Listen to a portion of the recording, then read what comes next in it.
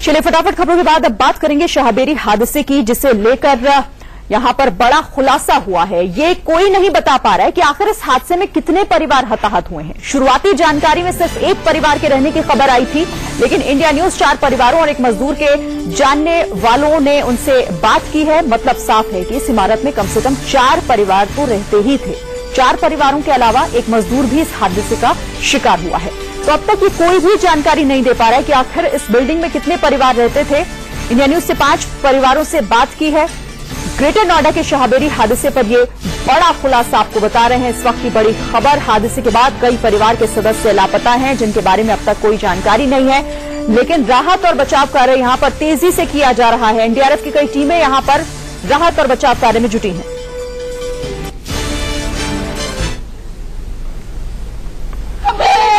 हमें तो सवेरे पता लगा ऐसे बिल्डिंग गिर गए।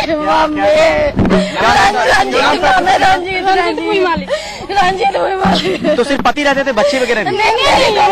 साल में है। और कितने साल से यहाँ पे रह रहे हैं? बहुत दिन हो गया। नाम बता दिया। अभी बीच में वो घर गया था और फिर अभी 2-4 दिन पहले यहीं पे आया था। अरे 2 मिनट गर्मी मार के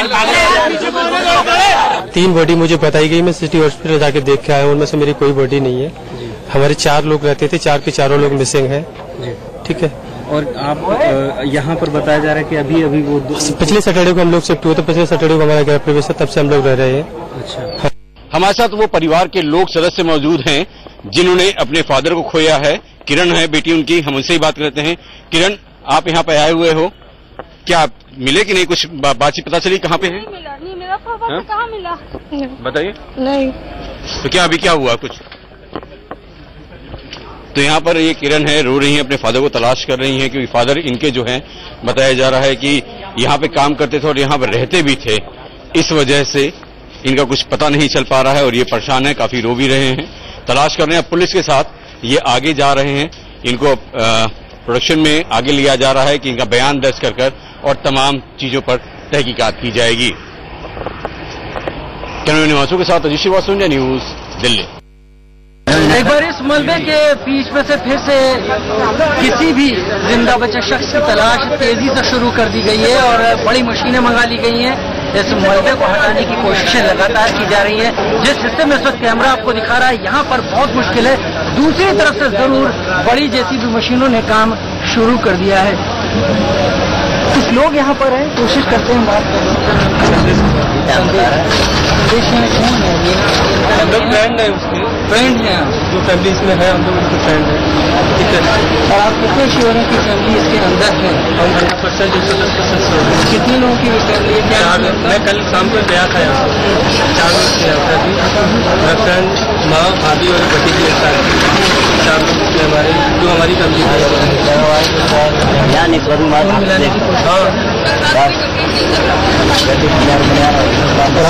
आने वाले हैं 10-15 मिनट में। सबसे अभी तक कोई खबर नहीं है। किस तरफ से कुछ अंदाजा? मेरी बात 9 बजे आपने कहा कि वो लोग घर उनका किस फ्लोर पे? बिल्कुल वही कावेरी। उम्मीद रखिए सब कुछ ठीक होगा। इधर देखो, हम अंदर आ गए हो क्या?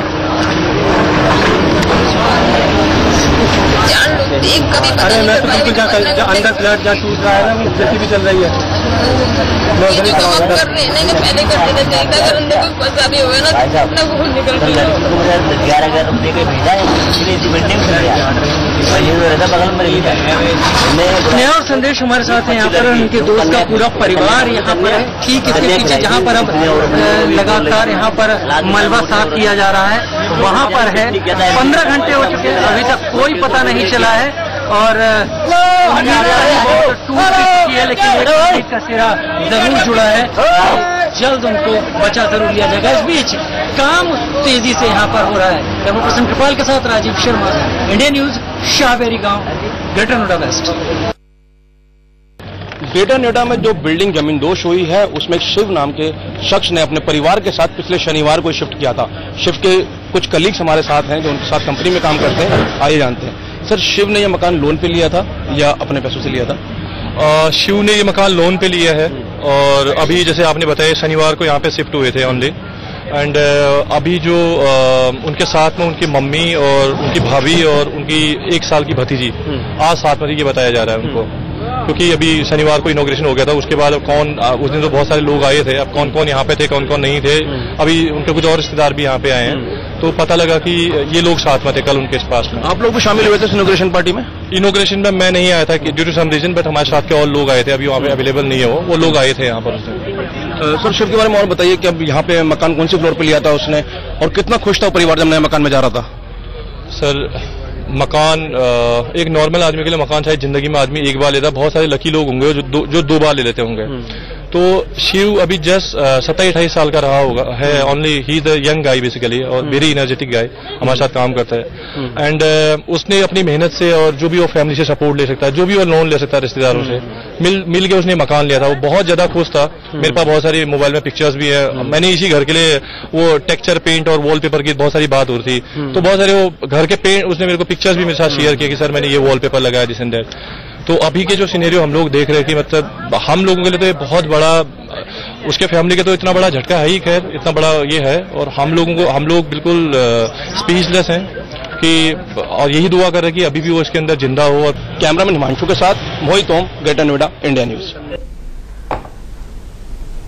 तो सीधे तौर पर हादसा ये लापरवाही की वजह से हुआ है। कई तरह की चीजें, कई सवाल अब इस पूरे मामले में सामने आ रहे हैं और हमारे साथ इस खबर पर ज्यादा अपडेट के लिए ग्राउंड जीरो से हमारे रिपोर्टर लगातार हमारे साथ बने हुए हैं। राजीव शर्मा मेरे साथ इस वक्त बने हुए हैं, साथ ही अजीत श्रीवास्तव और राकेश पांडे भी इस वक्त मौकाए घटनास्थल पर हमारे साथ मौजूद है। और साथ ही इस वक्त स्टूडियो में मेरे साथ एके जैन जो कि एक्स कमिश्नर है डीडीए प्लानिंग के, ये भी हमारे साथ बने हुए हैं। इनसे भी हम चर्चा करेंगे इस बड़ी खबर पर कि आखिर लापरवाही इस तरह की होती कैसे, और अगर होती है तो कौन जिम्मेदार होता है इस पूरी घटना के पीछे। सबसे पहले राजीव शर्मा मैं आपके पास आना चाहूंगी। आप सुबह से घटनास्थल पर मौजूद है, पल पल की वहां से अपडेट भी हम तक पहुंचा रहे हैं। राहत और बचाव कार्य के बारे में हम आपसे जानना चाहेंगे, किस तरह से वहां पर किया जा रहा है, हालात क्या है फिलहाल? शिरीन, राहत और बचाव का काम एनडीआरएफ और जो यहाँ की पुलिस प्रशासन है उसकी तरफ से किया जा रहा है। तस्वीरें आप देखिए, इस वक्त लगातार इस बड़ी मशीन को बुलाया गया है क्योंकि छोटी जेसीबी मशीन से उतना इफेक्टिवली काम नहीं हो पा रहा था। एक तस्वीर मेरे कैमरा पर्सन कृपाल आपको इधर दिखाएंगे। ये 2 फ्लोर दिख रहे हैं, एक ग्राउंड फ्लोर दिख रहा है और एक फर्स्ट फ्लोर। इसके ऊपर अगर हम देखें तो 3 फ्लोर थे इस बिल्डिंग में, वो तीनों फ्लोर गायब हो चुके हैं पूरी तरीके से। एनडीआरएफ डीजी एनडीआरएफ का यहाँ यह कहना है कि इस ऑपरेशन को हम बहुत तेजी से नहीं चला सकते क्योंकि जो लोगों से बात सामने आ रही है 20 से 25 मजदूर कल के शाम यहाँ देखे गए थे। 4 परिवारों की बात सामने आ रही है, वो किस फ्लोर पर थे ये साफ नहीं है और अभी तक वहां पर जाया नहीं जा सका है। दरअसल 3 डक्ट बनाए गए हैं यहाँ पर, उन 3 डक्ट के जरिए गहरी खुदाई की गई है जो कि एसओपी होता है, स्टैंडर्ड ऑपरेटिंग प्रोसीजर, और उसके बाद नीचे तक पहुंचने की कोशिश है क्योंकि इसमें तेजी दिखाना अगर कोई जिंदा है तो उसके लिए नुकसानदेह साबित हो सकता है। शिरीन, बिल्कुल, चलिए आप हमारे साथ बने रहिए। अजीत और राकेश भी मेरे साथ बने हुए हैं। अजीत श्रीवास्तव, आप इस वक्त कहां पर मौजूद हैं और किस तरह के हालात अपने आसपास आप देख रहे हैं फिलहाल?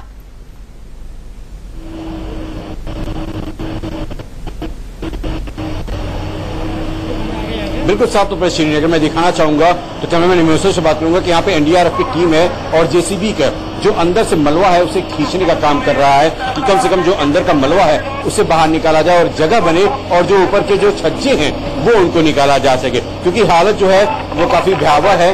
जो अंदर सामान के तमाम जो लोग थे वो अभी अंदर की ओर बताए जा रहे हैं और जो शिवम के परिवार के लोग हैं वो मैनपुरी से आकर उनकी तलाश कर रहे हैं कि आखिर कहाँ है वो, क्योंकि शिवम की जो भतीजी थी 1 साल की भतीजी पंखु, उसकी वो तलाश करें कि 1 साल मासूम की गलती क्या थी, क्योंकि 14 जुलाई को यहाँ पे शिफ्ट हुए थे। उन्हें क्या पता था कि महज 3 दिन में ही इस तरह से यमराज डस लेगा और इस तरह से बिल्डिंग जमींदोज हो जाएगी। जिस तरह से बिल्डरों की लापरवाही का खामियाजा शिवम के परिवार को भुगतना पड़ रहा है और शिवम, उनकी भाभी, उनकी भतीजी, उनकी माँ, ये चारों लोग उस समय मौजूद थे। इनका कुछ अता पता भी नहीं चल रहा है क्योंकि लगातार तलाश जारी है और इसीलिए यहाँ पे तमाम एनडीआरएफ के लोग हैं वो कोशिश कर रहे हैं कि जो ग्राउंड जीरो का मलबा है यानी नीचे का मलबा है उसे हटाया जाए और गैप बने और छज्जे को निकाला जाए।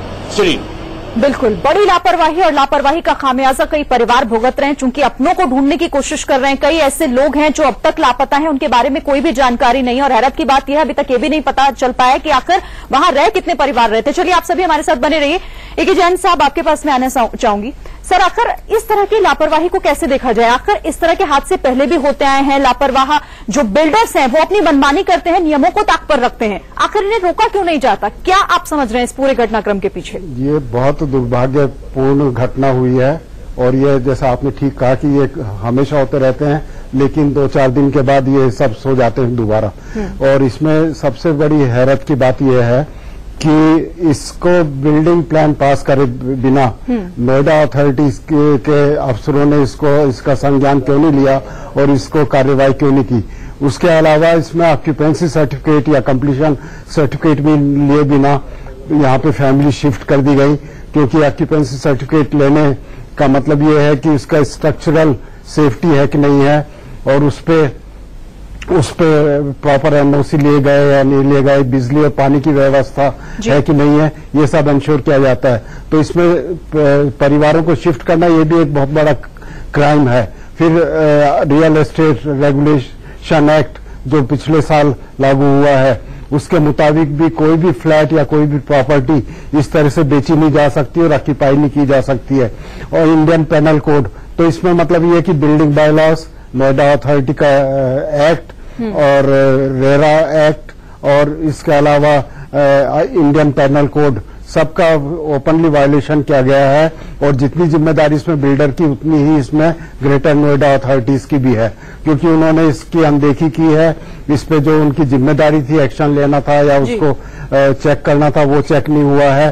और अपेरेंटली बिल्डर ने इसमें स्ट्रक्चरल सेफ्टी सर्टिफिकेट भी नहीं लिया और ये पता नहीं पानी और बिजली की व्यवस्था कैसे हो गई परमानेंट, क्योंकि जब कंप्लीशन प्लान नहीं लिया है, बिल्डिंग प्लान अप्रूव नहीं कराए गए हैं। तो इसकी जो एक इंक्वायरी चल रही है उसको बड़े तो इस तरह से देखा जाए कि इस तरह के हादसे फ्यूचर में ना हो और सिस्टम को सुधारा जाए। बिल्कुल। और जैन साहब, गौर करने वाली बात यहाँ पर यह भी है कि कोर्ट ने भी यहाँ पर किसी तरह के निर्माण कार्य पर रोक लगा रखी थी, बावजूद इसके इस तरह यहाँ पर अवैध निर्माण होते रहे, बिल्डिंग्स पर बिल्डिंग्स वहां पर बनाई जा रही थी। नोएडा अथॉरिटी आखिर उस वक्त क्या कर रहा था, ये एक बड़ा सवाल है यहाँ पर। ये बहुत बड़ा सवाल है। चलिए, इस पर भी हम आगे बातचीत करेंगे। तो ग्राउंड जीरो से हमारे तमाम संवाददाता भी पल पल की अपडेट हम तक पहुंचा रहे हैं। एके जैन साहब भी हमारे साथ यहाँ पर मौजूद हैं। फिलहाल एक छोटे से ब्रेक के लिए रुक रहे हैं, फौरन हाजिर होंगे, आप कहीं मत जाइए। और इस वक्त एक बड़ी खबर आपको बता देते हैं। अवैध निर्माण को लेकर सुप्रीम कोर्ट सख्त हुआ है और टिप्पणी की है। अवैध निर्माण को लेकर सुप्रीम कोर्ट ने कहा है कि अवैध निर्माण पर कार्रवाई आगे भी जारी रहेगी। अवैध निर्माण को लेकर ये बड़ी टिप्पणी सुप्रीम कोर्ट ने की है। अवैध निर्माण पर 48 घंटे में नोटिस जारी हो तो कार्रवाई को लेकर कहा गया है कि नोटिस के 48 घंटे बाद कार्रवाई भी होनी चाहिए। अवैध निर्माण करने वाले बिल्डर ब्लैकलिस्ट हो। हमारे साथ हमारे संवाददाता आशीष सिन्हा जुड़ गए। आशीष, और क्या कुछ कहा कोर्ट ने? देखिए, सुप्रीम कोर्ट की टिप्पणी नहीं है, सुप्रीम कोर्ट ने आदेश दिया है। सुप्रीम कोर्ट अवैध निर्माण के खिलाफ और सख्त हुआ है। सुप्रीम कोर्ट ने केंद्र सरकार को साफ तौर पर कहा है कि 2 हफ्ते के भीतर आप एक नियम बनाएं कि अगर कोई बिल्डर, कॉन्ट्रैक्टर या आर्किटेक्ट अगर अवैध निर्माण में लिप्त पाया जाता है तो उसे ब्लैकलिस्ट कर दिया जाए। सुप्रीम कोर्ट ने अपने आदेश में यह भी कहा कि दिल्ली में अगर कहीं अवैध निर्माण हो रहा है तो 48 घंटे के भीतर उसे नोटिस इशू किया जाए और नोटिस का जवाब भी 48 घंटे के भीतर देना होगा। और 48 घंटे के बाद जो संबंधित विभाग होगा वो तुरंत कार्रवाई करेगा। इतना ही नहीं, कोर्ट ने यह भी कहा कि जैसे ही निर्माण करने वालों को नोटिस प्राप्त हो वो उसी समय काम को बंद कर दे। सुप्रीम कोर्ट का बड़ा आदेश। सुप्रीम कोर्ट ने डीडीए को यह भी कहा कि जो आपने ऐप जारी किया है जिसमें लोग अवैध निर्माण की शिकायतें कर रहे हैं उसका प्रचार प्रसार आप और करिए ताकि ऐसे जो अवैध निर्माण के जो मामले हैं उन पर रोक लग सके। कोर्ट ने एक बात बिल्कुल साफ कर दी है कि दिल्ली में सीलिंग का काम नहीं रुकेगा। कोर्ट ने ये अपने आदेश में कहा कि अगर कहीं भी सीलिंग में कोई रुकावट पैदा होती है तो ये राज्य सरकार का फर्ज है, यानी यहाँ पर केंद्र का फर्ज है कि वो पर्याप्त सुरक्षा मुहैया कराए जो वहां पर एसटीएफ के लोग हैं और सीलिंग का काम प्रभावित ना हो, यानी सीलिंग जारी रहेगी। अवैध निर्माण करने वाले बिल्डरों, कॉन्ट्रैक्टर और आर्किटेक्ट पर सुप्रीम कोर्ट सख्त। चलिए, बहुत शुक्रिया आपका आशीष सिन्हा, ये तमाम अपडेट हम तक पहुंचाने के लिए। तो ये बड़ा आदेश सुप्रीम कोर्ट ने अवैध निर्माण को लेकर दिया है और आपको बता दें शाहबेरी में भी जो हादसा हुआ है वो भी अवैध निर्माण से ही जुड़ा हुआ है। 2 बिल्डिंग्स गिरने की वजह से यहां पर बड़ा हादसा हुआ है। मलबे में अभी भी कई लोग दबे हुए हैं और इसी बीच सुप्रीम कोर्ट का इस मामले को लेकर यह बड़ा आदेश की कार्रवाई भी हो, साथ ही नोटिस भी जारी किया जाए, 48 घंटे में उस पर कार्रवाई भी की जाए। हमारे साथ हमारे संवाददाता इस वक्त जुड़े हुए हैं। लगातार शाहबेरी में जिस तरीके से हादसा हुआ है वहां ग्राउंड जीरो से पल पल की अपडेट हम तक पहुंचा रहे हैं। अजीत, सुप्रीम कोर्ट ने अभी अभी यह आदेश दिया है कि अवैध निर्माण को लेकर सख्त कार्रवाई हो। सरकार से कहा है कि 48 घंटे में कार्रवाई की जाए, उससे पहले नोटिस भी भेजा जाए। यह मामला भी अवैध निर्माण से ही जुड़ा हुआ है, चूंकि नियमों को यहां पर भी ताक पर रखा गया और उसके बाद यहां पर निर्माण किया जा रहा था।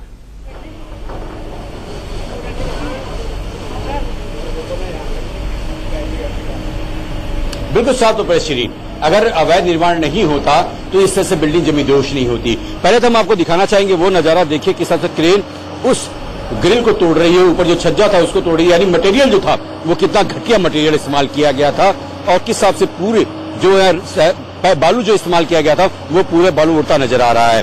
तो इस तरह के अवैध निर्माण पर लगाम लगाना बहुत जरूरी है। जो सुप्रीम कोर्ट ने टिप्पणी की वो जायज है, क्योंकि किसी न किसी अधिकारी की मिली भगत से खामियाजा उन परिवार को भुगतना पड़ता है जो अपने लोगों को खो बैठते हैं, उन मासूमों को खो बैठते हैं, तलाश करते रहते हैं, लेकिन उनकी कोई जानकारी उनको नहीं मिलती। ऐसे एक केस नहीं है, ये एक केस नहीं, ऐसे बड़े केसेस पहले भी हुए हैं, लेकिन इस तरह का हादसा बार बार क्यों होता है, इस पर लगाम क्यों नहीं लग पाती? तमाम अथॉरिटी को इसमें जवाब देना पड़ेगा और प्रशासन इसमें कार्रवाई करने की बात कर रहा है। देखना दिलचस्प होगा क्या उन तमाम जो लिप्त अधिकारी उस पर कार्रवाई होगा या फिर लीपापोती कर दी जाएगी। हैरानी की बात यही है अजीत कि आखिर इस तरह के मामले लगातार आते हैं, कार्रवाई की बात की जाती है, लेकिन फिर भी दोहराए जाते हैं इस तरह की जो चीजें हैं। चलिए आप हमारे साथ बने रहिए। इसी बीच डिप्टी सीएम केशव प्रसाद मौर्य ने इस पूरे घटनाक्रम पर क्या कुछ कहा है।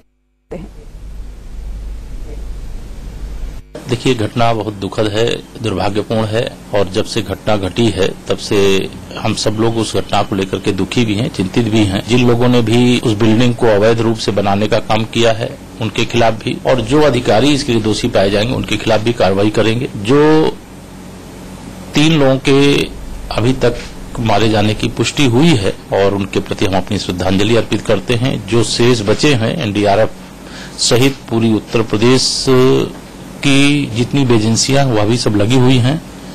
जो दबे हैं वह सकुशल बाहर आने, इसके लिए प्रयास हो रहा है।